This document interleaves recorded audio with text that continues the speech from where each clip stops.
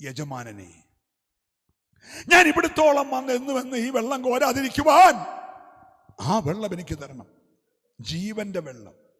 യേശു സാക്ഷാൽ ജീവന്റെ ഉറവ. ഒരല്ലേ പറഞ്ഞേ, ഇന്ന് രാത്രി അതിലൂടെ ഒഴുകിക്കൊണ്ടിരിക്കുക.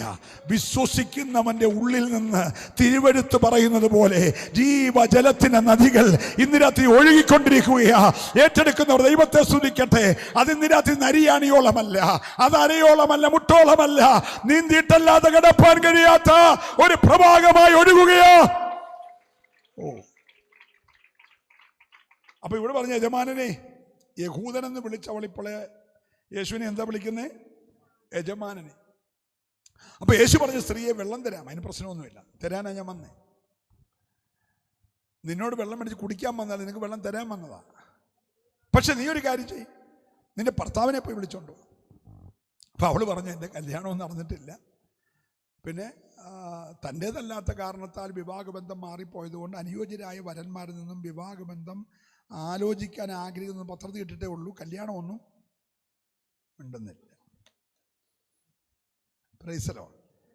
ഇപ്പോൾ ഒരു വിശുദ്ധയായിട്ട് അങ്ങ് അഭിനയിച്ചു. ആരുടെ മുമ്പിലാണെന്നറിയാമോ? യേശുവിൻ്റെ മുമ്പിൽ. യേശു പറഞ്ഞ സ്ത്രീയെ, നീ പറഞ്ഞത് ശരിയാ, നിനക്ക് 5 എണ്ണം ഉണ്ടായിരുന്നു, ഇപ്പോഴത്തേത് ഭർത്താവ് ആയിട്ടില്ല, ആകാൻ വേണ്ടി ആലോചിക്കുന്നേ ഉള്ളൂ. ഇവിടെ ഞെട്ടിത്തരിച്ചു പോയി. ഒരു സ്വോത്രം പറയണം.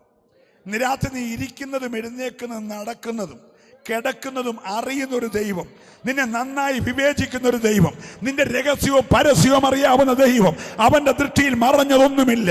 വിശ്വസ ദൈവത്തെ സ്തുതിക്കട്ടെ. യേശു അവരുടെ ജീവിതത്തിന്റെ രഹസ്യങ്ങളെ വെളിപ്പെടുത്തിയപ്പോൾ അവൾ ഭയപ്പെട്ടു പോയി. അവൾ ചോദിച്ചു, നീ ഒരു പ്രവാചകനാ? നോക്കിയേ, യഹൂദനാന്ന് പറഞ്ഞു, യജമാനാന്ന് പറഞ്ഞു, ഇപ്പൊ പറയാ നീ ഒരു പ്രവാചകൻ.